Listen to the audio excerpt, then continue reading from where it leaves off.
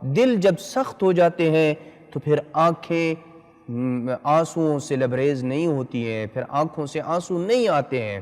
اور دل کیسے سخت ہوتا ہے؟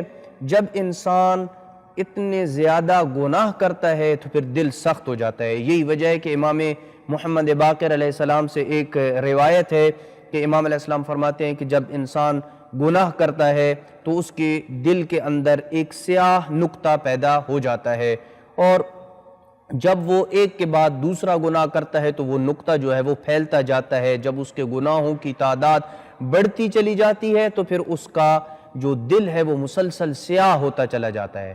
بلکہ سختی سے مراد یہ ہے کہ اس کا دل اس طرح ہو جاتا ہے کہ اس کے اوپر کلام اہل بیت اثر نہیں کرتی ہے، وہ اللہ کی جو مناجات ہیں اس میں وہ لذت محسوس نہیں کرتا ہے، وہ دعا پڑھتا ہے لیکن وہ اللہ کی طرف متوجہ نہیں ہوتا ہے، اس کی دعا قبول نہیں ہوتی ہے، وہ لذت اور چاشنی اور شیریں انداز میں دعا کو نہیں پڑھ پاتا ہے، لذت محسوس نہیں کرتا ہے دعا سے۔ جو مناجات امیر المومنین ہیں، صحیفہ سجادیہ کی جو دعائیں ہیں، ان سے اسے کوئی اثر نہیں ہوتا ہے، روٹین کی حالت میں پڑھتا ہے۔